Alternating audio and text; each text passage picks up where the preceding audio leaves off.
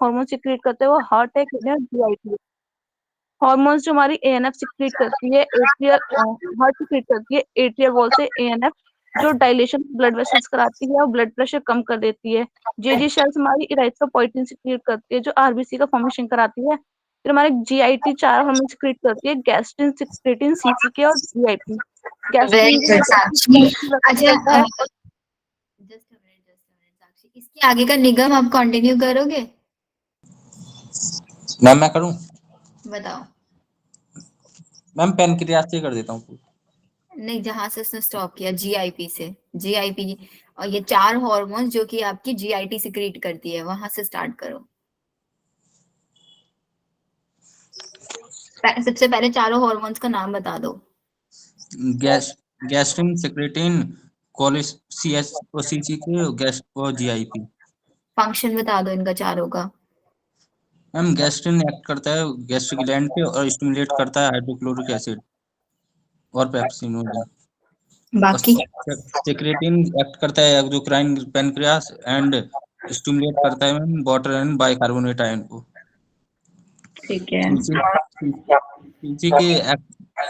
CC act करता है दोनों पैनक्रियास और गॉल ब्लैडर पे, स्टिमुलेट करता है ma'am pancreatic enzyme and bile juice. और जीआईपी इनहिबिट करता है मैम जीआईपी इनहिबिट करता है ma'am gastric secretion and motility. Very good, very good. अच्छा तनु, तनु है ना क्लास में? तनु मेरे को ना आप सारी की सारी क्रेनियल बोन्स, पहले तो क्रेनियल बोन्स का काउंट बता दो और वो कितनी बोन्स है, मतलब उनका नाम सबका क्या है और कितना कितना काउंट है वो बता दो। Okay ma'am. Ma'am cranial bones 8 होती हैं, जिसमें फ्रंटल 1 होती है, पैराइटल 2 होती है, टेम्पोरल 2 होती है और ऑक्सीपिटल 1 ही बोन होती है। और सेफिनॉइड सेफिनॉइड 1 बोन स्फेनॉइड होती है। बोन। जो मैंने ट्रिक बताई थी, ट्रिक से नहीं याद किया या ऐसे ही खुद से बनाया हुआ है कुछ? नो मैम, ट्रिक से तो नहीं याद। ओके, तो इसके लिए ट्रिक थी सोफे पर TV, S4 sphenoid, O4 occipital, F4 frontal, E4 ethmoid. Sofa घर में सबके एक एक होता है तो सारी बोन्स एक एक है। पर टीवी, सोफे पर 2 लोग बैठ सकते हैं, तो T4 पैराइटल 2 बोन है, टीवी T4 टेम्पोरल वो भी 2 बोन्स है। Clear? Okay ma'am. Very good. Next question है मेरा निमिषा से। निमिषा, फेशियल बोन्स बताना जल्दी से सारी। यस मैम, 14 बोन्स है फेशियल। कैसे याद किया है 14 बोन्स के नाम? यस मैम, पेरिमसल बोन, टेरबॉइड। ट्रिक बता दो अगर ट्रिक याद है तो।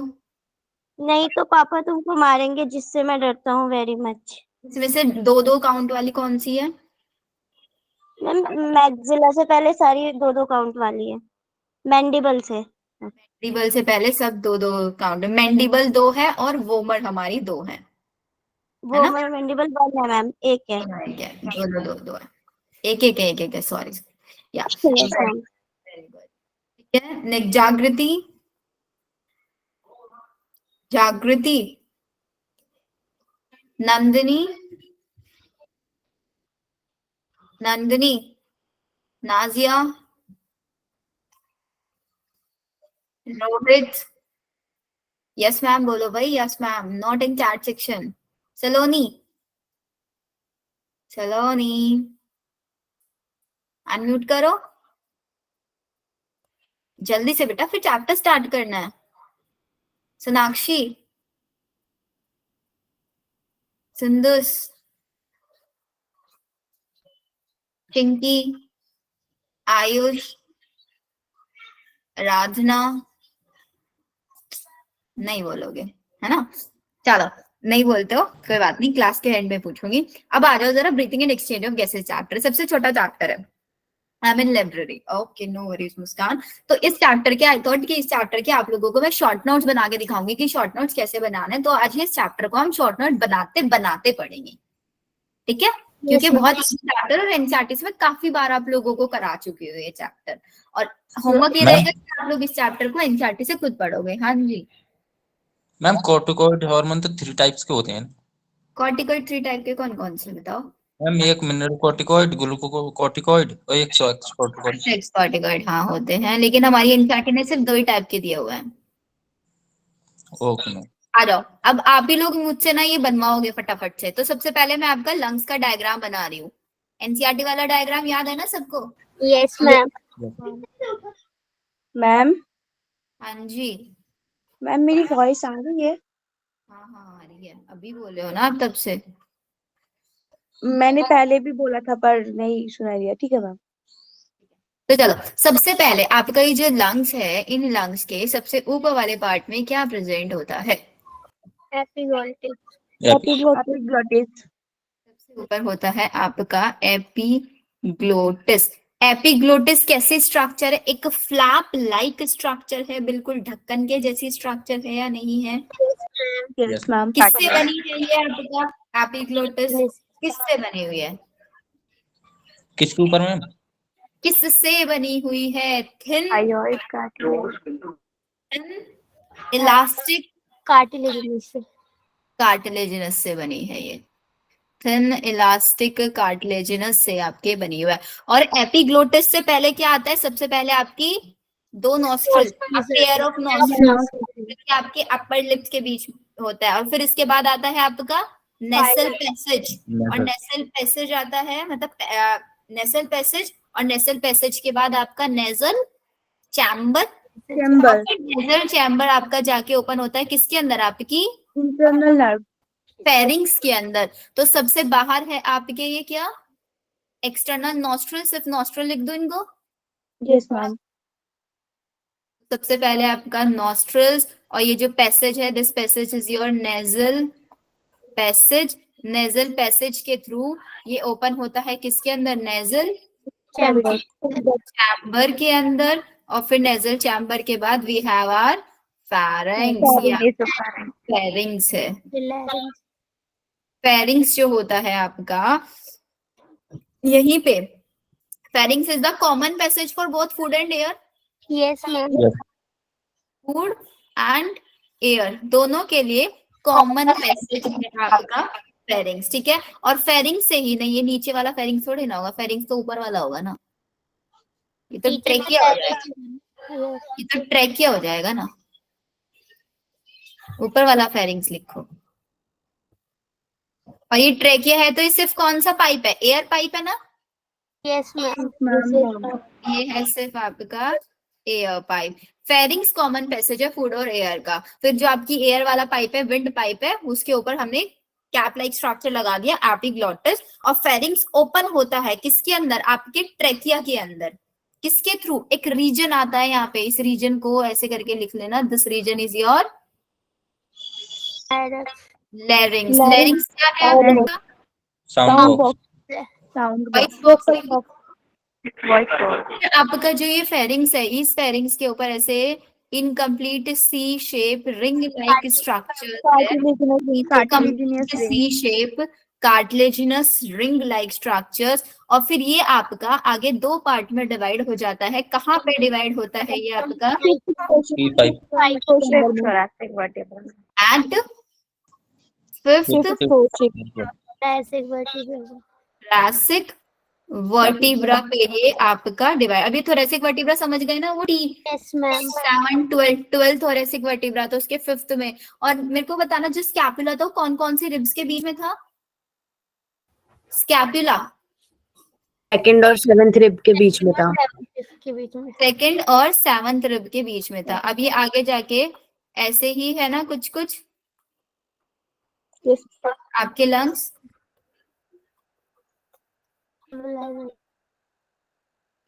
तो अब इसके अंदर क्या हो रहा है देखो। अब यहीं पे ना छोटा सा मैं साइड में फ्लो चार्ट बना रही हूँ यहाँ पे। सबसे पहले है आपका क्या? ट्रेकिया। ठीक है।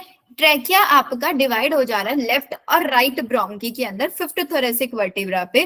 तो आगे ये डिवाइड हुआ किसमें? ब्रोंकी। ब्रोंकी से बने क्या?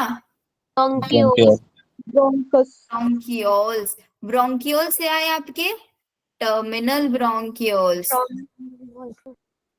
Terminal bronchioles. टर्मिनल के बाद आया आपके रेस्पिरेटरी ब्रोंकियोल्स, ठीक है। फिर रेस्पिरेटरी ब्रोंकियोल्स के बाद आया आपकी एल्वियोलर डक्ट, सबसे पहले डक्ट आई ना, यस मैम। और फिर एल्वियोलर डक्ट के बाद आया आपका एल्वियोलाई। एल्वियोलाई। तो इसके अंदर जो ये आपका टर्मिनल ब्रोंकियोल तक का रीजन है ना, ये है आपका conducting zone. This is your conducting zone, जिसका काम क्या है, बाहर से ऑक्सीजन को उठा के लंग्स के अंदर तक लेके आना। और ये कंडक्टिंग जोन किससे बना है, मतलब इसकी जो लेयर्स है, इसकी जो कवरिंग है, वो बना है किससे, आपका सिंपल सिलिएटेड या फिर कॉलुमिनार सूडो स्ट्रेटिफाइड एपिथेलियम से, सूडो स्ट्रेटिफाइड एपिथेलियम से। और रेस्पिरेटरी से लेके एल्वियोला तक, एल्वियोलाई तक का जो पार्ट है, वो सारा का सारा आपका डिफ्यूजन कराता है। That's why it is made up of simple squamous epithelium. Epithelium, क्योंकि इसी रीजन को हम बोलते हैं आपका कौन सा zone, this is your respiratory zone. Respiratory zone. तो अगर आपसे कोई क्वेश्चन पूछे कंडक्टिंग जोन का क्या फंक्शन है, कंडक्टिंग जोन आपके एक्सटर्नल नॉस्ट्रल से लेके लंग्स एयर को रेस्पिरेटरी जोन तक ट्रांसफर कर रहा है। इसके अलावा जो आपकी एयर बाहर से आ रही है, उसके अंदर कोई फॉरेन पार्टिकल है, उसको पास आउट कर रहा है, एयर को ह्यूमिडिफाई करने का काम कर रहा है, आपके बॉडी टेम्परेचर से और जो एयर आ रही है उनका टेम्परेचर को आपस में मेंटेन करने का भी काम कर रहा है। फिर जो ये आपकी कार्टिलेजिनस रिंग है, ये सी शेप है ना, या फिर इनकम्प्लीट भी हम इसको बोल सकते हैं। कौन से कार्टिलेज से बनी होती है ये आपके, हाइलिन कार्टिलेज। हाइलिन कार्टिलेज से। तो ये आपकी पता है कहाँ से कहाँ तक होती है हाइलिन कार्टिलेज, ट्रेकिया से लेके आपके इनिशियल ब्रोंकियोल से। अभी यहाँ पे ब्रोंकियोल मैंने डायरेक्ट टर्मिनल लिखा, तो ब्रोंकी के बीच में प्राइमरी, सेकेंडरी, टर्शरी वाले भी आ गए इसी के अंदर। तो जो आपकी इनिशियल वाले ब्रोंकियोल्स है, वहां तक आपकी incomplete C shape ring present होगी। क्लियर, यहीं पे लिखना चाहो यहीं पे लिख लेना, कहां तक, टिल इनिशियल ब्रोंकियोल्स तक। Is it clear to everyone? Yes आपके जो लंग्स है, आपका ये राइट लंग है, this is your left lung, है ना, 3 लंग। इसके अंदर आपका क्या होता है, जो आपका लेफ्ट लंग होता है उसके अंदर सिर्फ 2 चैम्बर प्रेजेंट होते हैं, 2 चैम्बर्स इसके अंदर प्रेजेंट है। लेकिन राइट वाले के अंदर 3 चैम्बर 3 चैम्बर्स प्रेजेंट होते हैं। एक होता है ट्रांसवर्स फीजर, एक होता है ऑब्लिक फीजर। सिर्फ चैम्बर्स याद रख लेना, फीजर पे वैसे क्वेश्चन नहीं आते कभी। तो यहाँ पे क्या होता है ना, आपके लेफ्ट लंग के अंदर, क्योंकि यहाँ पे बीच में प्रेजेंट है आपका हार्ट, तो हार्ट आ गया है ना, तो इसकी वजह से एक डिप्रेशन आ गया आपके लेफ्ट लंग के अंदर, इसको हम बोलते हैं कार्डियक नोच। ठीक है, अब इसी के बाहर आपके लंग्स के बाहर है क्या, आपके रिब्स, रिब केज में, रिब केज के अंदर फिल्ड अप है ना आपका ये लंग, यस मैम। ऐसे। तो यहीं पे आपकी मेम्ब्रेन जो लंग्स को कवर अप कर रही है, that membrane is pleural membrane. तो एक अंदर वाली प्लूरल देखो, एक ये येलो से बना रही हूं मैं प्लूरल मेम्ब्रेन, और एक बना देती हूँ आपका ग्रीन कलर से, ये डबल मेम्ब्रेनस है ये से। तो अब आपको दिख रहा है जो ये येलो वाली लेयर है, this is your inner pleura, yes है ना, ये आपकी इनर प्लूरा है। इनर प्लूरा को हम क्या बोलते हैं, inner pleura is known as parietal pleura, parietal. हाँ, आउटर को बोलते हैं पैराइटल, आउटर विजरल होता है। आपने विसरल होगा ना। आउटर पेराइटल बताया था, inner visceral, visceral smooth organs, outer inner I think होना तो चाहिए वैसे, क्योंकि visceral is like internal organs, जो इंटरनल ऑर्गन के कांटेक्ट में, पेराइटल इज पेरीफेरी वाला। नोट्स में चेक करना क्या लिखा हुआ है मैम, इनर विजरल लिखा है, आउटर पेराइटल लिखा है। तो इनर फिर विजरल ही लिखो है, अनलेस मैं एक बार इसको चेक कर लूंगी। इनर विजरल और आउटर वाली आपकी पेराइटल प्लूरा है, और इन दोनों के बीच में प्रेजेंट होता है एक fluid, that fluid is known as pleural fluid. Fluid जो कि यहाँ पे फ्रिक्शन को रोकने का काम करेगा, यस है ना। अब ये आपकी एल्वियोलाई है आपके लंग्स में, कितने एल्वियोलाई होते हैं? अप्रोक्स 300 मिलियन 100 मिलियन एल्वियोलाई होते हैं। और इन एल्वियोलाई का साइज कितना होता है? साइज बड़ी 80 से 100 मीटर स्क्वायर का इनका साइज हो सकता है, ठीक है। अब इन एल्वियोलाई के अंदर, बिकॉज ये एल्वियोलाई और बाहर आपका है क्या, यहाँ पे ब्लड कैपलरी है, नहीं है? यस इनके बीच में क्या होना है? डिफ्यूजन होना है, नहीं होना है गैसेस का? यस मैम यहाँ पे how many diffusion membranes are involved? 3 diffusion membrane, तो यू आर सेइंग कि मैम यहाँ पे 3 डिफ्यूजन मेम्ब्रेन्स इन्वॉल्व हैं। छोटा छोटा करके लिख लेते हैं इनको। तो first one is your simple squamous epithelium epithelium of alveoli, yes alveoli की एक मेम्ब्रेन है। सेकंड आपकी ब्लड कैपलरी की मेम्ब्रेन है, ब्लड कैपलरी की कौन सी होती है? Endothelium of blood capillary. Yes और उन दोनों के बीच में भी एक स्पेस होता है, बेसमेंट में बेसमेंट मेम्ब्रेन मेम्ब्रेन या सब्सटेंस, बात तो एक ही है ना। सब्सटेंस होगा मैम, मेम्ब्रेन वाला ऑप्शन आता है बट गलत हो जाता है। हाँ, तो क्या होना चाहिए यहाँ पे? एनसीईआरटी ने क्या लिखा हुआ है इसको? सब्सटेंस। एसेलुलर होता है मैम। ये याद रखना है आपको। यहाँ तक क्लियर है सबको?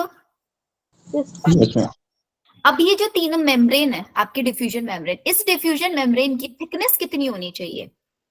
Less than 1 millimetre less than 1 mm। और अगर ये 1 mm से ज्यादा हो गई तो डिफ्यूजन को अफेक्ट करेगी या नहीं करेगी?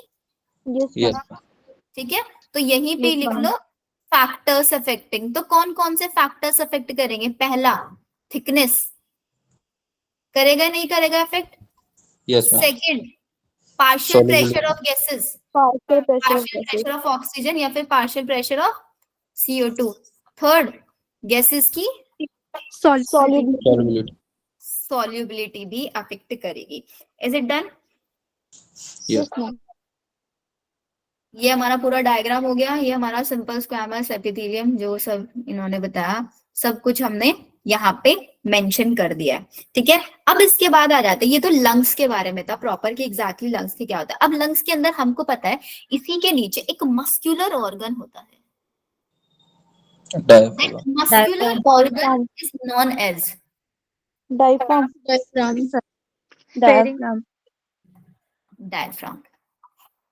दिस इज योर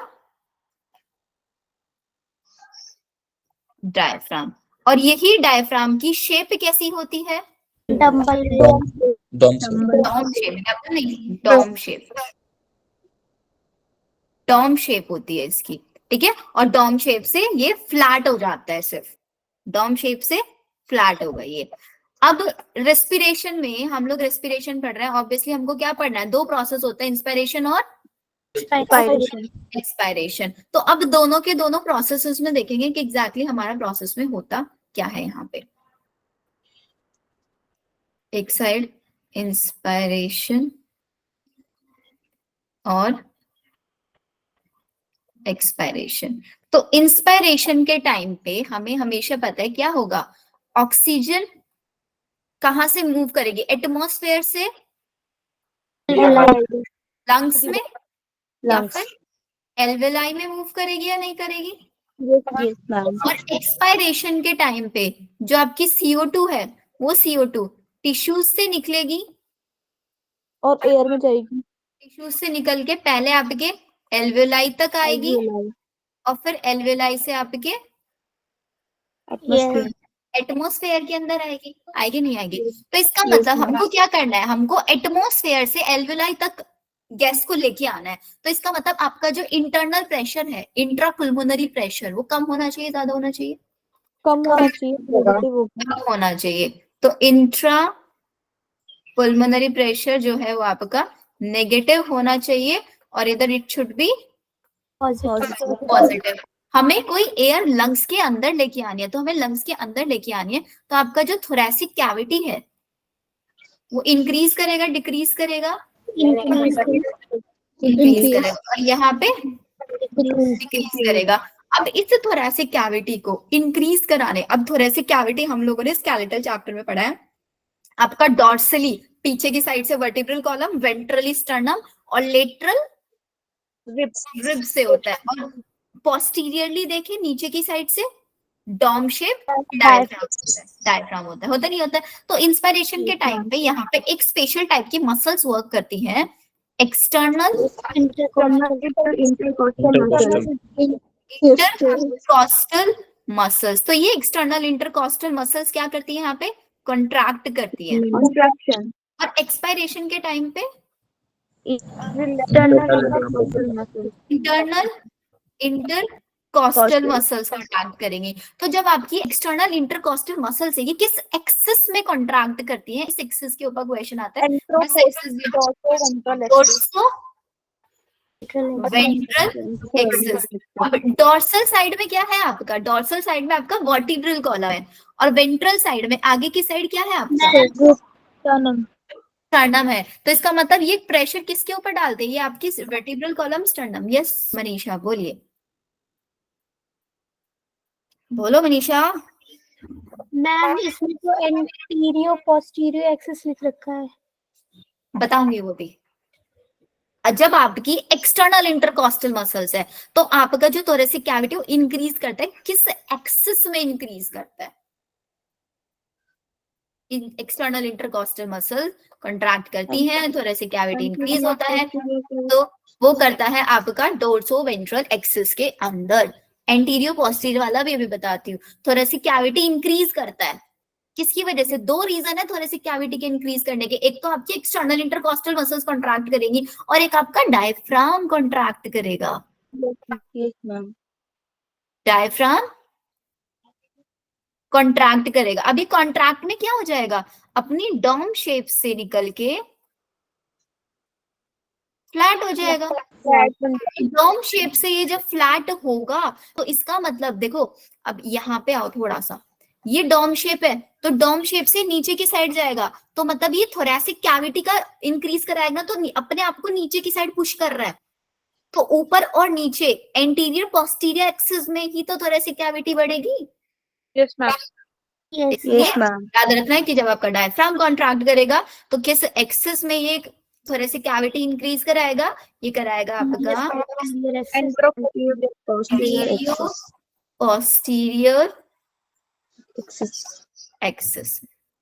और आपका एक्सपायरेशन के टाइम पे डायफ्राम रिलैक्स हो जाता है, मतलब फ्लैट से वापस डॉम शेप के अंदर आ जाता है। क्लियर है यहाँ तक? Yes ma'am. अब एनसीईआरटी ने एक और चीज लिखा हुआ है। हाँ बेटा। मैम यहाँ पे हमारा इंस्पायरेशन में एक्सटर्नल वाली मसल कॉन्ट्रैक्ट होगी और एक्सपायरेशन में इंटरनल वाली कॉन्ट्रैक्ट होगी। हाँ, एक्सटर्नल में इंटरनल वाली कॉन्ट्रैक्ट करेंगे। तो हम अगर बोले कि अगर हम इंटरनल का इंस्पायरेशन पे देख ले तो नो इफेक्ट आएगा, और एक्सपायरेशन का एक्सटर्नल पे देख ले तो भी नो इफेक्ट आएगा। नो इफेक्ट आएगा दोनों का, क्योंकि इंटरनल का काम है आपकी इंटरनल चैम्बर की कैविटी को डिक्रीज करना।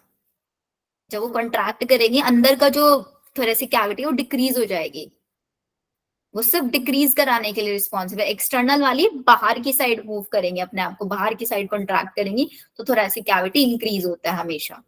लेकिन जब अंदर वाली कॉन्ट्रैक्ट करेंगी तो उनका स्पेस कम हो जाता है। ठीक है। अब एनसीईआरटी ने एक और चीज लिखा हुआ है, ये तो नॉर्मल इंस्पायरेशन एक्सपायरेशन का केस है। एनसीईआरटी लिख के देते हैं कि भाई एक और आपका केस होता है which is your forceful expiration. Forceful expiration में आपकी कौन कौन सी मसल्स इन्वॉल्व होती है? अब ऑब्वियसली एक्सपायरेशन है, तो कौन सी मसल्स इन्वॉल्व होंगी? Internal intercostal muscles. लेकिन उसके साथ साथ आपकी एब्डोमिनल मसल्स भी इन्वॉल्व हो जाती है वहां पे। ठीक है, एब्डोमिनल मसल्स एक्स्ट्रा ऐड हो जाती है वहां पे। बाकी सारी की सारी कहानी सेम है। मैम जो कॉन्ट्रैक्शन होता है बस जो एक्सटर्नल इंटरकोस्टल मसल्स होते हैं उनका ही होता है ना बस? हाँ, उन्हीं का होता है कॉन्ट्रैक्शन, और साथ साथ डायफ्राम का भी कॉन्ट्रैक्शन है वैसे तो यहाँ पे। तो फिर जो हमारा फोर्सफुल एक्सपायरेशन है उसमें एब्डोमिनल मसल्स क्या करेंगी? Relax, contract? वो कॉन्ट्रैक्ट करेंगे, दोनों का कॉन्ट्रैक्शन होगा, इंटरनल इंटरकॉस्टल मसल्स का भी और एब्डोमिनल मसल्स का भी। जब वो कॉन्ट्रैक्ट करेंगे अपने आप को तो थोरेसिक वॉल्यूम डिक्रीज हो जाएगा उस टाइम पे। हम वो तो एक्सपायरेशन में वर्क करेगी ना, अभी आपने बताया उसमें। हाँ, मैंने फोर्सफुल एक्सपायरेशन के लिए बताया ना, फोर्सफुल एक्सपायरेशन में आपकी इंटरकॉस्टल मसल्स तो कॉन्ट्रैक्ट करती है एक्सपायरेशन में, लेकिन अगर हमें फोर्सफुली कराना है एक्सपायरेशन तो उस टाइम पे एब्डोमिनल मसल्स भी अपने आप को कॉन्ट्रैक्ट करने लग जाती हैं। करके देखो जरा एक बार फोर्सफुल एक्सपायरेशन, पहले फोर्सफुल इनहेल करो फिर फोर्सफुल एक्सपायरेशन करो, तो आपकी एब्डोमिनल मसल्स पे भी प्रेशर लगेगा। Yes ma'am. मैम जैसे हमें खांसी वगैरह होती है तो हम करते हैं। टाइम पे भी होता है, आपकी पेट में दर्द होने लग जाता है ना, क्योंकि आपके हाँ। एब्डोमिनल मसल्स भी इन्वॉल्व हो जाती है वहां पे। ठीक है, अब आ जाओ, नेक्स्ट चीज है हमारे पास यहाँ पे प्रेशर्स आपको याद रखना है। देखो अब इन प्रेशर्स को ना मैं यहीं पे लिख रही हूँ शॉर्ट में फटाफट से। आपने एयर को, ऑक्सीजन को कहाँ से उठाया? एटमॉस्फेयर से, है ना। तो एटमॉस्फेयर में पार्शियल प्रेशर ऑफ ऑक्सीजन कितना रहता है एटमॉस्फेयर के अंदर? Is your 159 mmHg। ठीक है, 159 mmHg है, और ये आपका कहाँ पे आ गया? फिर एल्वेलाई के अंदर आएगा, एल्वेलाई के अंदर आके हो जाएगा 104 mmHg, और एल्वेलाई से निकल के ये किधर जाएगा? एल्वेलाई से निकल के आपका ये जाएगा ब्लड के अंदर। ब्लड डीऑक्सीजनेटेड के अंदर इसका ब्लड के अंदर कितना होता है? डीऑक्सीजनेटेड नहीं देखना, ऑक्सीजनेटेड देखना है। 95 mmHg हो जाएगा, याद रखना है। और अगर आप टिश्यूज की बात करें, फिर ब्लड से किधर जाना है? इसको टिश्यूज पे जाना है, तो टिश्यूज का प्रेशर कितना है? 40 mmHg। अब इसीलिए देख रहे हो ना एरो हमेशा हाई से लो की साइड जा रहा है। एटमॉस्फेयर में 159 है, एल्वेलाई में 104 है, तो बाहर से अंदर की साइड डिफ्यूजन हुआ, फिर यहाँ पे ज्यादा है, यहाँ पे कम है, यहाँ से यहाँ हुआ, फिर ब्लड से टिश्यूज के अंदर हुआ। क्लियर? Yes ma'am. फिर आ जाओ हमारे एक्सपायरेशन के केस पे। अब एक्सपायरेशन के केस में टिश्यू से स्टार्ट करना है आपको। टिश्यूज के अंदर है आपका 45। ठीक है, हम उसको टिश्यूज से उठा के कहाँ डालना है? हमको उसको ब्लड में लेके जाना है। तो ब्लड के अंदर कितना है? 40 ml। ब्लड के अंदर डीऑक्सीजनेटेड वाले में 45 है, और अगर हम ऑक्सीजनेटेड वाले को देखेंगे तो उसके अंदर वो 40 लिखे रहते हैं। ठीक है, अब ब्लड से किधर लेके जाना है उसको? एल्वेलाई में कितना है? 40 है, और फिर उसके बाद एटमॉस्फेयर में 0.3 है। ठीक है, अब एनसीईआरटी ने ना टेबल दिया हुआ है, उस टेबल को ना डायरेक्टली कॉपी पेस्ट कर देता है कभी कभी। उस टेबल को याद रखने का देखो तरीका बताती हूँ, है ना। वो जिगजैग बना के, अब बस उसका ना पैटर्न थोड़ा सा याद रखना होता है आप लोगों को। क्या पैटर्न है? सबसे पहले पार्शियल प्रेशर इन्होंने दिया है, एटमॉस्फेरिक एयर में कितना है, एल्वेलाई में कितना है, डीऑक्सीजनेटेड, फिर ऑक्सीजनेटेड, एंड देन टिश्यूज।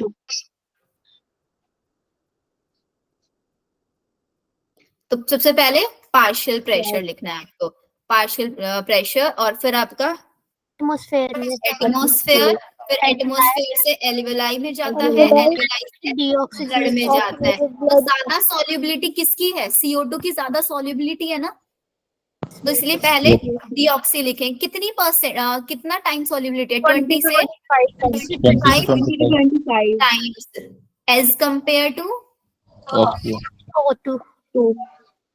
फिर इसके बाद ऑक्सीजनेटेड ब्लड आएगा, एंड देन आपके टिश्यूज आ जाएंगे। एटमॉस्फेयर में याद रखना है पार्शियल प्रेशर ऑफ ऑक्सीजन,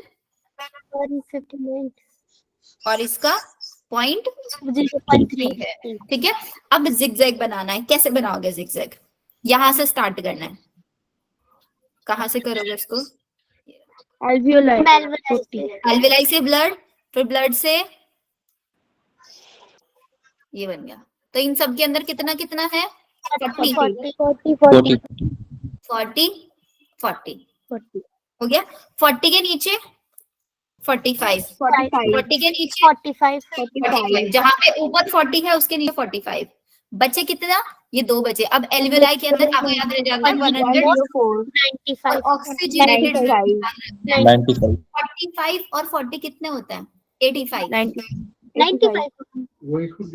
40 और 45 85 होता है ना, तो 85 का कर दो 95। ऐसे रख लेना। बस ये जिगजैग से ये पूरा टेबल सॉल्व हो जाएगा आपका। Yes ma'am. कर लोगे ना अब इसको? Yes ma'am. ऐसे ही फिर वो आपका डायग्राम मैम जैसे इसमें यहाँ पे ब्लड डीऑक्सीजनेटेड से ऑक्सीजनेटेड ब्लड हो रहा है, तो वहाँ पे ये लो प्रेशर से हाई प्रेशर की तरह कैसे जा सकता है? वाले केस में, इस वाले केस में कंफ्यूजन होगा ना कि आपका ये टिश्यू है, ठीक है, और टिश्यू से हमें डीऑक्सीजनेटेड वाले ब्लड के अंदर क्या करना है? CO2 देना है। तो यहाँ पे भी 45, यहाँ पे भी 45 है, यहाँ पे भी 45 है। मैम जैसे हाई प्रेशर से लो प्रेशर की तरफ जाता है ना, हाई प्रेशर से लो प्रेशर की साइड आता है। एग्जैक्टली। तो यहाँ पे अब जैसे कि यहाँ पे ब्लड डीऑक्सीजनेटेड से ऑक्सीजनेटेड में जा रहा है, तो ये 40 से 95 पे कैसे जा रहा है? ये अब देखो ना, जो डीऑक्सीजनेटेड ब्लड है वो कौन सी वेसल के अंदर होगा? डीऑक्सीजनेटेड ब्लड टिश्यूज तक कौन सी वेसल लेके आती है? कौन लेके आ रहा है? लेके आता है कभी डीऑक्सीजनेटेड ब्लड टिश्यूज तक? नहीं आता ना। डीऑक्सीजनेटेड ब्लड को तो हमें एल्वेलाई तक लेके जाना है। यहाँ पे 40 से 45 में नहीं आएगा। ये दोनों अलग अलग केस दिया हुआ है। ये डीऑक्सीजनेटेड ब्लड का है, ये ऑक्सीजनेटेड ब्लड का है। ऑक्सीजनेटेड ब्लड टिश्यूज तक आ रहा है, किस वेसल के थ्रू आ रहा है? अच्छा ये बताओ पहले। ऑक्सीजनेटेड ब्लड आपका टिश्यूज तक आ रहा है, ओरिजिनेटेड फ्रॉम हार्ट है, तो इट्स योर आर्टरी। या फिर इसी को ही हम अयोटा बोलते हैं। अयोटा ही तो पूरी बॉडी के अंदर ट्रांसफर करती है ऑक्सीजनेटेड ब्लड। Yes ma'am. ये आपकी डीऑक्सीजनेटेड ब्लड लंग्स, कहाँ तक? लंग्स तक लेके जा रही है। ये कौन होती है आपकी? पल्मोनरी आर्टरी या वेन?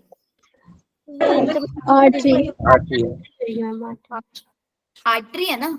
Yes ma'am. ये पल्मोनरी आर्टरी है आपकी। अब आप देखो हमारे टिश्यूज के अंदर 40 ब्लड है, मतलब 45 उसका पार्शियल प्रेशर है। तो हमें इसको किसके अंदर? यहाँ पे CO2 का लेवल हाई है और ऑक्सीजन का लेवल कम है टिश्यूज के अंदर। अगर CO2 का लेवल हाई है, ऑक्सीजन का लेवल कम है, तो इस केस में क्या होगा? आपका जो CO2 है ये यहाँ से डिफ्यूज होके किसके अंदर? आर्टरी अयोटा के अंदर तो नहीं जाएगा ना। किसके अंदर जाएगा? पल्मोनरी आर्टरी के अंदर जाएगा।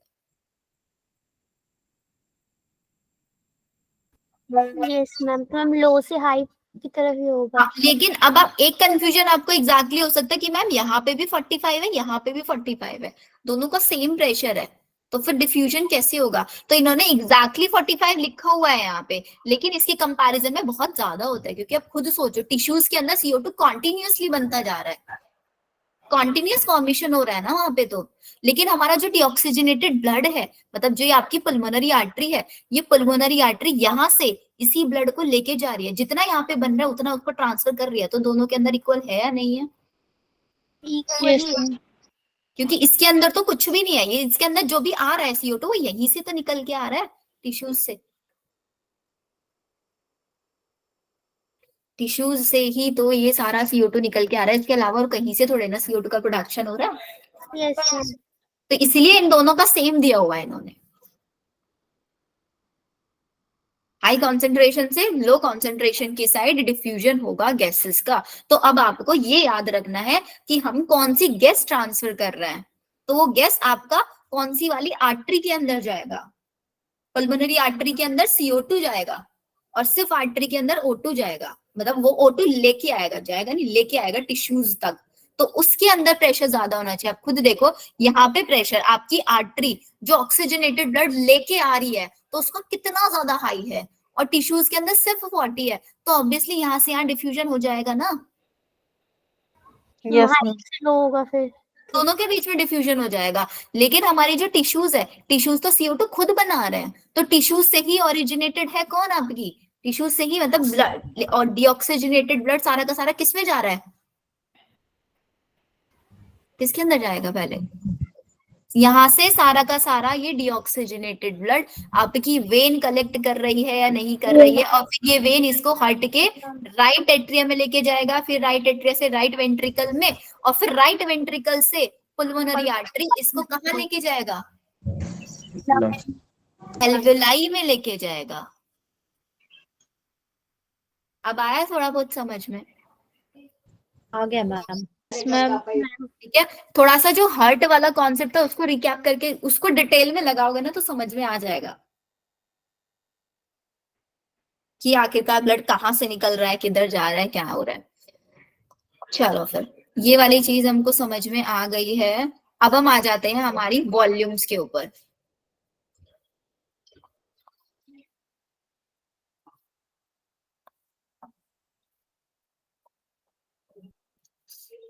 आपकी पल्मोनरी वॉल्यूम्स, कितनी वॉल्यूम्स है total? We have 4 volumes, tidal volume, IRV, volume tidal volume आप अभी नॉर्मल कितना इंस्पायरेशन एक्सपायरेशन कर रहे हो? 500 ml। लेकिन अगर आप फोर्सफुल बॉडी के ले रहे हो तो 2500 से, 30,000 और आप फोर्सफुल एक्सपायरेशन कर रहे हो जिसमें आपके एब्डोमिनल मसल्स में नर्वस 1000 से 1100 1000 से 1100 से 1200 ml वॉल्यूम जो आपकी बॉडी के अंदर हमेशा रहता है, जिसको हम आपका स्पायरोमीटर से measure नहीं कर सकते, और ये आपकी सिर्फ डेथ के बाद ही बॉडी से बाहर निकलता है। 1100 से 1200। ठीक है, इन चारों को ऐड कर दोगे तो बन जाएगा क्या? आपकी total lung capacity. Total lung capacity बन जाएगा। सिर्फ टीवी और IRV को ऐड कर दोगे तो इंस्पायरेटरी कैपेसिटी, इन दोनों को ऐड कर दोगे तो बन जाएगी आपकी IRV। ठीक है, टीवी और IRC, yes ma'am, IRC, TV और ERV को ऐड कर दोगे तो बन जाएगी ERC, expiratory reserve volume. Very good. और ऊपर वाली तीनों को ऐड कर दोगे तो बन जाएगी क्या? Vital capacity, VLC, vital lung capacity. बताओ आया समझ में? यस लेकिन सिर्फ एडिशन याद रखना नहीं सफिशिएंट है, याद ये रखना है कि ये TLC VLC ये सब होता क्या है।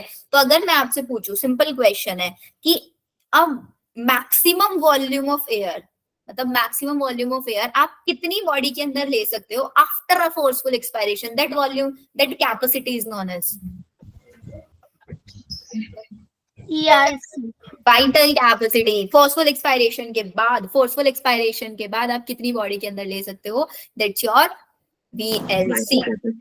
ठीक है, नॉर्मल एक्सपायरेशन, देखो फोर्सफुल एक्सपायरेशन के बाद आप VLC ले सकते हो, और नॉर्मल एक्सपायरेशन के बाद आपके बॉडी में RC बच जाता है। RC हमने मेंशन नहीं किया ना यहाँ पे, FRC is your residual capacity. क्योंकि आपने नॉर्मल एक्सपायरेशन किया है, नॉर्मल 500 बॉडी से बाहर निकाला है, तो अभी आप फोर्सफुली करोगे तो 1000 से 1100 भी निकाल सकते हो, और जो बाहर नहीं निकाल सकते वो आपकी RV, तो ये फंक्शनल रेसिडुअल कैपेसिटी आपकी बॉडी में बच जाएगी। ठीक है, यस मैम। अब आ जाओ VLC वाला एक बार और बता देना। कौन से वाला? VLC का आपने बताया ना, फोर्सफुल एक्सपायरेशन कर, फोर्सफुल एक्सपायरेशन, आपने बॉडी से फोर्सफुल एक्सपायर किया तो आप कितनी बॉडी के अंदर वापस इन कर सकते हो। तो फोर्सफुल एक्सपायरेशन के बाद आप कौन कौन सी वॉल्यूम्स ले सकते हो? आप एक नॉर्मल टीवी कर सकते हो, फोर्सफुल इंस्पायरेशन वाली कर सकते हो, और जो फोर्सफुल एक्सपायरेशन में आप बाहर निकालते हो वो भी तो आप बॉडी के अंदर ले सकते हो ना वापस। मैम आपने तीनों मिला के मतलब बोला था IRV, ERV, टीवी तीनों को मिला के VLC। Okay ma'am. ठीक है, चलो ये हो गया हमारा तीनों को मिला के वाइटल कैप VRC, हाँ वाइटल VRC नहीं होता, VC होता, VC वाइटल कैपेसिटी। देखो लिख दिया, vital capacity is equals to TV plus ERV IRV plus ERV और FRC is equals to ERV RV EV plus IRV plus RV. अब आ जाओ ट्रांसपोर्ट ऑफ गैसेस पे। तो ट्रांसपोर्ट ऑफ गैसेस की जब हम बात करते हैं ट्रांसपोर्ट में, तो ट्रांसपोर्ट में हमारे पास ऑब्वियसली एक ऑक्सीजन का ट्रांसपोर्ट कराना है, एक CO2 का ट्रांसपोर्ट कराना है। ऑक्सीजन का एटमॉस्फेयर में 159 है, एल्वेलाई के अंदर 104 है और ऑक्सीजनेटेड ब्लड के अंदर 95 है। ठीक है, ये हमको याद है। और ये जो O2 है, इस O2 का हमको ट्रांसफर कराना है दो फॉर्म्स में होगा, या तो हीमोग्लोबिन की फॉर्म में करा दो या फिर प्लाज्मा। हीमोग्लोबिन की फॉर्म में होगा 97% और 3% हो जाएगा प्लाज्मा की फॉर्म में। जो CO2 है ये आपका 3 फॉर्म्स में करता है, हीमोग्लोबिन, प्लाज्मा और एक एक्स्ट्रा ले लेता है which is your bicarbonate. Haemoglobin की फॉर्म में कितना परसेंट होता है? 20 से 25%। 20 से 25, प्लाज्मा 7% 7% और बाइकार्बोनेट 70%। 70%। ठीक है, अब अगर हम O2 का कराएंगे हीमोग्लोबिन तो सिंपली हमारा ऑक्सी हीमोग्लोबिन बनेगा। ठीक है, अब ऑक्सी हीमोग्लोबिन का नाम जैसे ही हमको याद आ जाता है, हमको याद आ जाता है वो ऑक्सी हीमोग्लोबिन वाला curve, oxy haemoglobin dissociation curve हमको याद आ जाता है। अब इस कर्व में सिंपल 2 कहानियां हैं।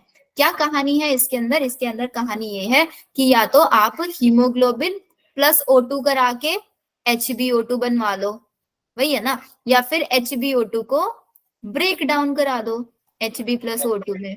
ठीक है, तो सिंपल चीज है, हम लोगों को फॉर्मेशन कराना है, तो फॉर्मेशन ऑब्वियसली कहाँ पे होगा?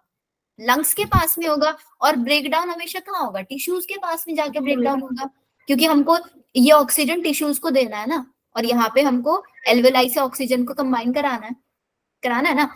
अब हमको कंबाइन कराना है तो ऑब्वियसली वी नीड कि पार्शियल प्रेशर जो ऑक्सीजन का है वो ज्यादा हो। तो ऑक्सीजन का ज्यादा हो गया तो CO2 का कम हो गया, CO2 का कम होते ही हमारा टेम्परेचर भी कम हो गया। CO2 एक एसिडिक गैस है, एसिडिक गैस कम है तो ऑब्वियसली हमारा नेचर कैसे हो गया? बेसिक हो गया, और H पॉजिटिव भी कम हो गए। लेकिन यहाँ पे कंडीशन अलग है, यहाँ पे हमें इसका ब्रेक डाउन कराना है। तो ब्रेक डाउन कराना है तो हमारे पास पार्शियल प्रेशर ऑफ ऑक्सीजन कम है, तो CO2 का ज्यादा हो गया। CO2 एक एसिडिक गैस है तो मीडियम एसिडिक हो गया, एसिडिक होते ही H पॉजिटिव कॉन्सेंट्रेशन ज्यादा और टेम्परेचर भी ज्यादा। अब जब हाँ ज्यादा बोला मैंने सही और लिख दिया गलत, ये देखो। ठीक है, अब जो हमारा फॉर्मेशन हो रहा है HbO2 का, this is formation of HbO2 या फिर एसोसिएशन ऑफ HbO2। ये हमेशा एक फेवरेबल कंडीशन में होगा, तो ये हमको कैसा शिफ्ट दिखाएगा? लेफ्ट शिफ्ट दिखाएगा। और this left shift is known as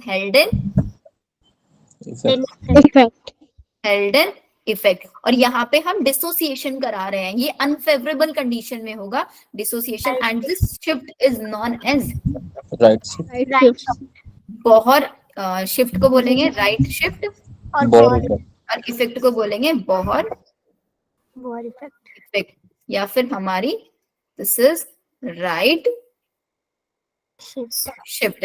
तो ये जो आपका oxygen oxy haemoglobin dissociation curve है, ये कर्व कौन से शिफ्ट को दिखाता है? कैसा कर्व है? सबसे पहले तो सिग्मॉइड कर्व है। और ये कैसी कंडीशन को दिखाता है? फॉर्मेशन की देखो ऐसे है ना ये कर्व, ये भी जगह तो नहीं है, ये भी बना रही हूँ नीचे।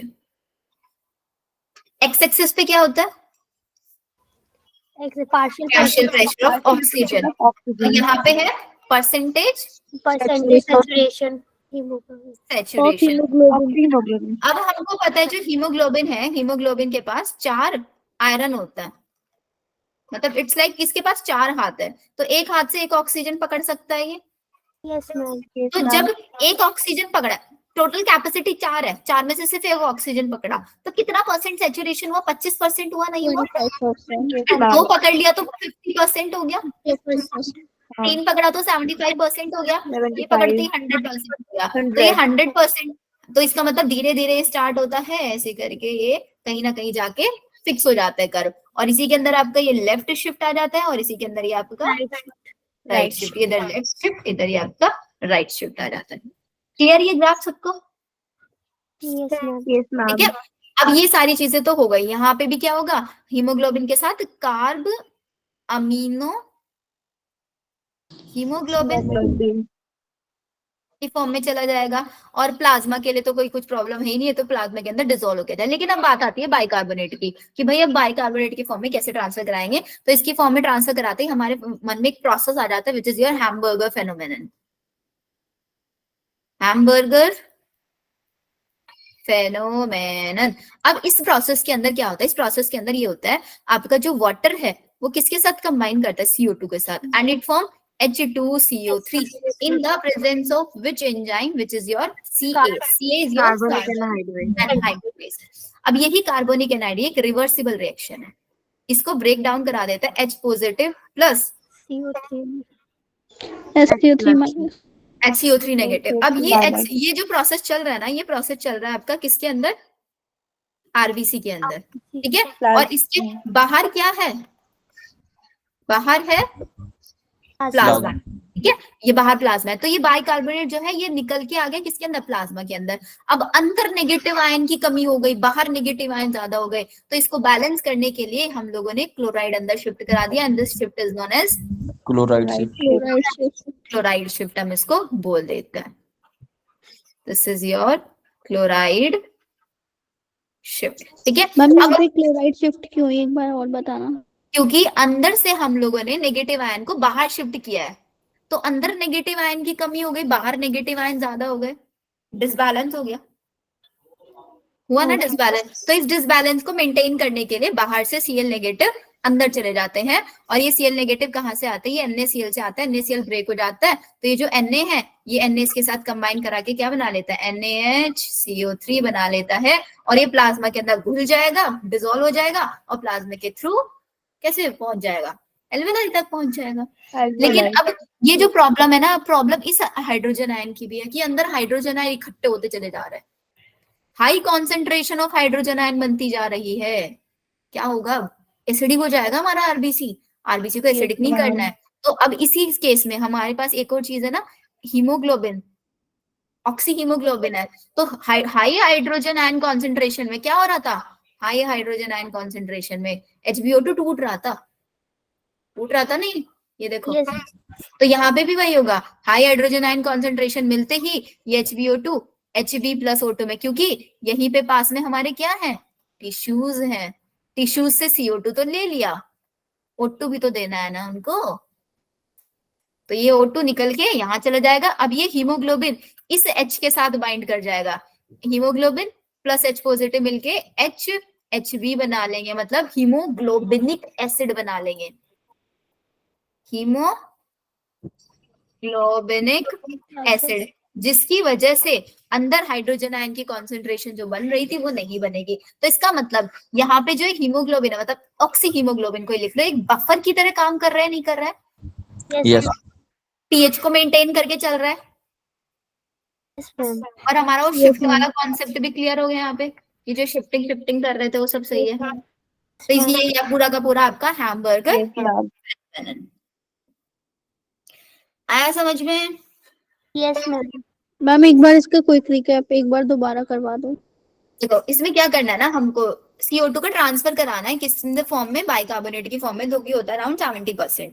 तो अब क्या होता है, ये आपका जो CO2 है, हमारे आरबीसी के अंदर वाटर बहुत ज्यादा है, यहाँ से निकल के आरबीसी के अंदर आया CO2, इसने इसके साथ कंबाइन किया, क्योंकि आरबीसी के अंदर एंजाइम होता है कार्बोनिक एनहाइड्रेज, जिसने उससे क्या बना दिया, कार्बोनिक एसिड बनवा दिया, और फिर उस कार्बोनिक एसिड से H पॉजिटिव निकाल के बाइकार्बोनेट बन गया। ये बाइकार्बोनेट आरबीसी के अंदर कभी नहीं टिकता है, वहां से निकल के प्लाज्मा में आ जाता है।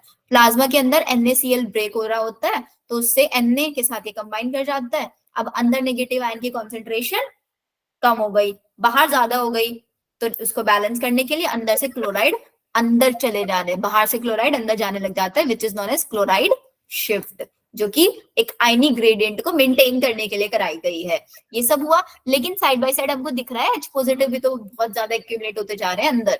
अब इतने सारे H पॉजिटिव एक्यूमुलेट हो रहे हैं, तो हाई H पॉजिटिव कॉन्सेंट्रेशन होती है अगर, तो क्या कराता है, डिसोसिएशन कराता है ऑक्सी हीमोग्लोबिन का, ये क्योंकि हमको ऑक्सी हीमोग्लोबिन का तो डिसोसिएशन तो कराना ही है ना, यहाँ पे टिश्यूज को O2 देना है, तो उसके लिए कोई कंडीशन तो होगी, उसके लिए कंडीशन यही होती है H पॉजिटिव की, तो टूट जाता है, हीमोग्लोबिन फ्री हो जाता है, हीमोग्लोबिन के साथ H पॉजिटिव कंबाइन होकर हीमोग्लोबिनिक एसिड बना देता है, और फिर जैसे ही ये कहाँ जाता है, एल्वेलाई के पास जाता है, वहां पे उसको पार्शियल प्रेशर ऑफ CO2 ज्यादा मिल जाता है, तो ये फिर से H अलग हो जाएगा और H भी कंबाइन हो जाएगा, और H भी कंबाइन होके ऑक्सीजन के साथ वही, मतलब पूरा वापस से रिसाइकलिंग वाला प्रोसेस चलता रहता है। फिर ये पूरा प्रोसेस है हैमबर्गर फेनोमेनन।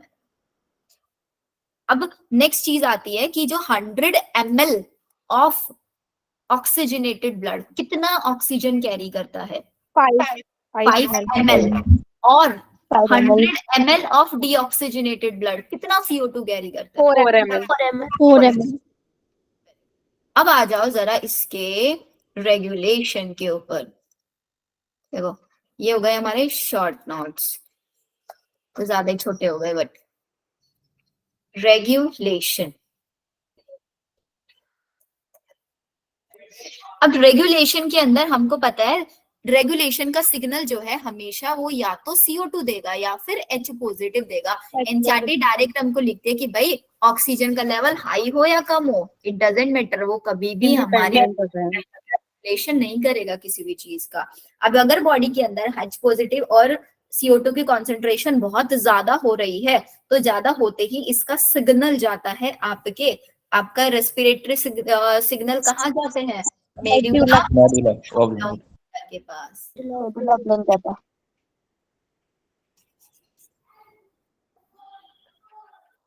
मेड्यूला ऑब्लोंगेटा के पास सिग्नल जाता है, और मेड्यूला ऑब्लोंगेटा, अब ऑब्वियसली CO2 की कॉन्सेंट्रेशन ज्यादा हो रही है बॉडी में, तो ये क्या कराएगा, जो भी नेसेसरी प्रोसेस है, फोर्सफुल एक्सपायरेशन कराना है फोर्सफुल एक्सपायरेशन कराएगा, और साइड बाय साइड या फिर इंस्पायरेशन को भी एक्यूमुलेट कर सकता है, कर सकता है नहीं कर सकता है। अब इसके अंदर इन्होंने सेंटर लिखे हैं कि भाई रेगुलेशन के अंदर हमारे पास 2 सेंटर होता है, कौन कौन से सेंटर है आपके, न्यूमोटैक्सिक एक है सेंटर, रेस्पिरेटरी रिदम सेंटर, और एक है न्यूमोटैक्सिक सेंटर। ये दोनों के दोनों सेंटर का क्या फंक्शन होता है, जो आपका रेस्पिरेटरी रिदम सेंटर या आपके मेड्यूलरी रीजन में, क्योंकि उनको तब पोन्स रीजन के अंदर तो न्यूमोटैक्सिक सेंटर होता है, और मेड्यूला के अंदर रेस्पिरेटरी रिदम सेंटर होता है, जो कि आपका क्या एग्जैक्टली प्रोसेस क्या कराता है, ये सिर्फ रेस्पिरेटरी रिदम को मॉडरेट करने का काम है। वो डिपेंड करेगा बॉडी के अंदर किस चीज की नीड है, एक्सपायरेशन की नीड एक्सपायरेशन कराएगा, और इंस्पायरेशन की नीड है इंस्पायरेशन कराएगा, और न्यूमोटॉक्सिक सेंटर भी सेम चीज कराएगा। दोनों का फंक्शन है सिर्फ रेस्पिरेटरी सिग्नल्स को मॉड्यूलेट करना। यहाँ पे वो आपका पैरासिम्पैथेटिक सिंपैथेटिक वाला केस नहीं है कि पैरासिम्पैथेटिक हमेशा क्या कराता है, हाई कराता है, नहीं कराता सिग्नल्स को, या लो कराता है, लो कराता है, लो, और पैरासिम्पैथेटिक हाई कराता है। लेकिन यहाँ पे ऐसा कुछ नहीं है, यहाँ पे दोनों का काम है रेस्पिरेशन को रेगुलेट करना। तो ये तो आपके सेंटर हो गए जो न्यूरॉन से रिलेटेड है, मतलब नर्वस सिस्टम के सिग्नल्स आएंगे यहाँ पे। और एक सिग्नल आपके कीमोसेंसिटिव एरिया भी है। कीमोसेंसिटिव एरिया आपका कहाँ पे होता है, adjacent to respiratory rhythm centre. Chemosensitive area, chemosensitive है तो किसी केमिकल कंपाउंड के लिए सेंसिटिव, और केमिकल कंपाउंड्स क्या है आपके, CO2 और H+। ये बिल्कुल आपका जो रिदम सेंटर है ना, इसी के एडजेसेंट में प्रेजेंट होता है, ऐसे मान के चलना, जो कि CO2 और H पॉजिटिव के लिए। इनका काम क्या है, इनका फंक्शन, ये भी नेसेसरी एडजस्टमेंट कराता है। नेसेसरी, अच्छा नेसेसरी एडजस्टमेंट मॉड्यूलेट करने, समझ रहे हो ना क्या है प्रोसेस, बॉडी के अंदर जिस चीज की नीड है उस चीज को कराएंगे। अब CO2 H पॉजिटिव की कॉन्सेंट्रेशन हाई हो रखी है बहुत, इस चीज को फील कौन करेगा, सेंस कौन करेगा, तो सेंस करने के लिए आपके जो रिसेप्टर्स है वो याद रखना है, कहाँ पे है आपके, आयोटिक कैरोटिड आर्टरी के ऊपर। What is the function of carotid artery, ma'am ma'am sense जो का चेंज होता है CO2 और H का वो कैरोटिड आर्टरी, रिसेप्टर। बताओ। ऑब्वियसली आर्टरी है, ऑक्सीजनेटेड ब्लड लेके जा रही है, कैरीज ऑक्सीजनेटेड ब्लड। ठीक है, अब आ गए हमारे देन डिसऑर्डर्स। मैम जो आपने न्यूरोसिंथेसिस और रिथम सेंटर बताया वो एक साथ वर्क करते हैं या फिर मतलब एक की थोड़े कम हो गए तो दूसरा जरूरी नहीं है एक साथ वर्क करेंगे, दोनों का काम है सिर्फ रेस्पिरेशन को रेगुलेट करना। एक साथ या अलग अलग का कोई रिलेशन नहीं है इनके अंदर, दो सेंटर है आपकी बॉडी में, ऐसे याद रखना। मैम एक क्वेश्चन आता है कि जो न्यूमोटॉक्सिक सेंटर होता है वो हमारा इंस्पायरेटरी को कंट्रोल करता है, तो ये उसे कम करता है बढ़ाता है इंस्पिरेशन को? जनरली इंक्रीज कराता है। Okay ma'am. ये हो गया डिसऑर्डर्स। डिसऑर्डर्स कितने दिए हुए हैं एनसीईआरटी ने? अस्थमा, तीन एशिया और 3 दिए हैं। 3 अस्थमा, एम्फाइसीमा, एशिया और एम्फाइसीमा और ऑक्यूपेशनल रेस्पिरेटरी डिसऑर्डर। तो अस्थमा के अंदर एग्जैक्टली होता क्या है?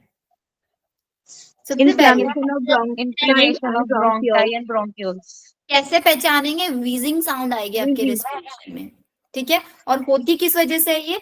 इन्फ्लेमेशन आ जाती है, इन्फ्लेमेशन ऑन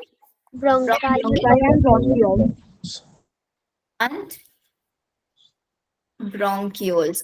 एम्फाइसीमा के अंदर क्या होता है? ये एक क्रॉनिक डिसऑर्डर है। क्रॉनिक मतलब एक बहुत सीरियस डिसऑर्डर है जिसके अंदर आपकी एल्वियोलर डैमेज हो जाती है जिसकी वजह से सरफेस एरिया डिक्रीज हो जाता है, रेस्पिरेटरी सरफेस एरिया रिड्यूस्ड हो जाता है, डैमेज हुआ और respiratory surface reduced, surface decreased.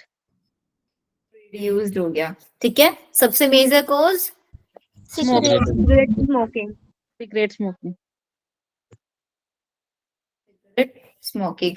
Occupational respiratory disorder आपके ऑक्यूपेशन, आपके काम से रिलेटेड होता है ये। आप लोग ऐसी जहाँ के वर्क कर रहे हैं जहाँ पे आपका स्टोन ब्रेकिंग वगैरह चल रहा है, तो उस स्टोन्स का जो छोटे छोटे पार्टिकल्स होता है आपके रेस्पिरेटरी सरफेस के ऊपर ट्रैप हो जाएंगे, जिसकी वजह से आपका रेस्पिरेशन, आपका डिफ्यूजन इफेक्ट हो जाएगा, ठीक है। लॉन्ग एक्सपोजर की वजह से होता है। इसका केसेस दो होते हैं, फाइब्रोसिस सिलिकोसिस। सिलिकोसिस। डन हमारा चैप्टर। Yes ma'am. ये हो गए हमारे आज के नोट्स डन। मैम आज तो आप नोट्स भेजोगे? नोट मेहनत करो थोड़ी। भेजोगे मतलब मैम इतने प्यारे बनाए, अब तो भेज ही दो। ठीक है चलो भेज, कल भी तो भेज दिए थे ना मैंने? यस भेजे थे भेजे थे, नहीं भेजे थे? मैम। नहीं कल नहीं भेजे, लोकोमोशन वाले भेजे थे, कल नहीं भेजे। हम लोग को मोशन वाले तो भेजते हैं। कल तो हमने केमिकल कोऑर्डिनेशन करा था ना। मैम Yes, अटेंडेंस कल तो ma'am NCERT line by line हुआ था। मैम दोनों की एनसीईआरटी एकदम कल तो लाइन कुछ बाय लाइन पड़ी। लिखना इतना तो था ही नहीं कल की क्लास में तो कुछ। देखो ये वाला चैप्टर ऐसा था मतलब जिसको एनसीईआरटी के बहुत इजी है, इसकी एनसीईआरटी से लाइन टू लाइन क्वेश्चन बनने के चांसेस बहुत कम रहते हैं। लोकोमोशन वाला और केमिकल कोऑर्डिनेशन, उनसे एनसीईआरटी की स्टेटमेंट क्वेश्चन बहुत बन जाता है, इसलिए मैंने वहां से स्टेटमेंट से कराया। ये वाला चैप्टर और एक body flood and circulation, body flood और सर्कुलेशन वाला भी मैं आपको ऐसे ही कराऊंगी शॉर्ट नोट से, उसमें भी एनसीईआरटी नहीं कराऊंगी। मैम लेकिन इस पे पढ़ने से ना पूरा चैप्टर, जैसे कि आज ही पढ़ा है और आज उस चैप्टर को पढ़ते तो पूरा चैप्टर मतलब पॉइंट भी याद आते हैं जो आपने बताए, और सारे चैप्टर रिवाइज भी हो जाते हैं। अब ये मैंने करा दिया, अब आप लोग एनसीईआरटी का खुद से पढ़ोगे और एनसीईआरटी के साथ साथ आप लोग इसके पीवाईक्यूज भी लगा लेना। पीवाईक्यूज में हो सकता है कुछ एक्स्ट्रा कॉन्सेप्ट्स भी आपको मिलेंगे, तो सिंपल रहता है उन कॉन्सेप्ट को हम डायरेक्ट याद कर ले, उनके डिटेल में नहीं ज्यादा जाते हैं, क्योंकि डिटेल में जाते हैं ना तो एनसीईआरटी भूल ही जाते हैं हम लोग उस चक्कर में। ठीक है, अटेंडेंस लगा दो सबसे। मैंने 2 दिन की नहीं लगाई। मैम ये टाइम सही नहीं है। क्यों सही नहीं है शबनम? आपको 5 PM के। शबनम आप 11th क्लास से 12th क्लास से? की है मैम। बाकी बच्चे अटेंडेंस लगा दो। 12th मैम मैं ट्यूशन में रहती हूँ, तो बेटा अब ट्यूशन या फिर आप नीड, दोनों में से एक ही चीज को पिक कर सकते हो ना, क्योंकि हम लोग प्रायोरिटी इन्हीं बच्चों को रखेंगे ना जो बच्चे ट्यूशन ट्यूशन सब छोड़ के सिर्फ क्लासेस, हमारी क्लासेस पर डिपेंडेंट है। तो बेटा छुट्टी तो करनी पड़ेगी, क्योंकि ट्यूशन में से बोर्ड एग्जाम्स कहीं तो करा रहे हैं ना। कल की रिवीजन लेक्चर अपलोड हो गए क्या? नहीं शिवानी, कल वाला अपलोड नहीं हुआ, बट उससे पहले वाला अपलोड हो चुका है सारा। कल वाला मैं अभी अपलोडिंग पे लगवा देती हूँ। मैम जो आपने चीज भेजा है उसमें सिर्फ बायो की या फिर फिजिक्स केमिस्ट्री सबकी है? कौन सा भेजा है मैंने? एक्स्ट्रा में भेजा है। सारे हैं, तीनों के हैं, बस उसमें ना क्वेश्चन थोड़े पुराने डिलीटेड चैप्टर से मिल जाएंगे, उनको इग्नोर कर देना। मैम वो एफएसटी करना है, मतलब ये पूछ रही। चॉइस है आपका, चॉइस। अगर आपको और लग रहा है कि आपका रिवीजन सारा अच्छे से हो चुका है, अब आपको रिवीजन ना करके सिर्फ क्वेश्चन क्वेश्चन प्रैक्टिस करना है, तो आप उन एफएसटी को कर लो। लेकिन अगर आपको लगता है कि नहीं मेरा अभी रिवीजन नहीं हुआ है अच्छे से, मुझे अभी और रिवीजन करना है, मैं बाद में एफएसटी करूंगी, आप तब कर सकते हो। मैम हम्म मैम जो 11th फेब वाला टेस्ट है उसमें 11th का पोर्शन ज्यादा है 12th का? इक्वल है बेटा, इक्वल। मैम इक्वल तो होता नहीं, आप इक्वल बोलते हो। ये पेपर आप दे देना, आपको एक चीज बताती हूँ मैं, पेपर जो होता है ना मैं नहीं बनाती हूँ, ये पेपर बनाती है और दूसरी टीम होती है जिनका काम सिर्फ पेपर्स क्रिएट करने का होता है। सिर्फ, लेकिन वो हमारे पास पेपर भेज देते हैं कि आप एक बार पेपर देख लो, इसमें क्वेश्चंस का लेवल डिफिकल्ट वगैरह ये सब चीजें सही है या नहीं है, सिर्फ हमारा वो काम होता है टीचर्स का। अब ओके मैम। उसमें ना मेरे को पूरा पेपर में से ना फिर क्या करना पड़ेगा, सारे के सारे क्वेश्चंस के मेरे को काउंट करना पड़ेगा बैठ के कि इस चैप्टर के इतने हैं, इस चैप्टर के, तो बहुत डिफिकल्ट काम हो जाता है। बट फिर भी ना आंसर की जो मेरे पास होती है, आंसर की से मैं चेक कर लेती हूँ, तो मुझे ऑलमोस्ट इक्वल इक्वल सही लगता है कि अगर किसी से 4 क्वेश्चन है तो किसी से 3 हो जाएंगे। ये नहीं कि एक चैप्टर से 10 डाल दिए तो एक से 2 डालेंगे, ऑलमोस्ट, इसलिए मैं हमेशा ऑलमोस्ट इक्वल बोल देती हूँ आपको। टीचर के सामने पेपर इजी लगता है। लेकिन इक्वल ही मिलेगा। और अभी मैंने आपको बोला था ना कि 2-3 क्वेश्चन है ऐसे जो डिलीटेड से हैं, वो मिनरल न्यूट्रिशन से डाल रखे हैं, अभी नहीं चल रही है उनसे डिस्कशन कि वो डिलीट कर दे, उनको नहीं डिलीट करते, तो मैंने आपसे जैसे प्रॉमिस किया मैं आप लोगों को डायरेक्ट क्वेश्चन बता दूंगी। और बहुत सिंपल क्वेश्चन है, अगर आप लोगों को मैं नहीं भी बताऊंगी आप कर ही लोगे। वो है आपका राइजोबियम वाले क्वेश्चन है उससे, कि कौन सा आपका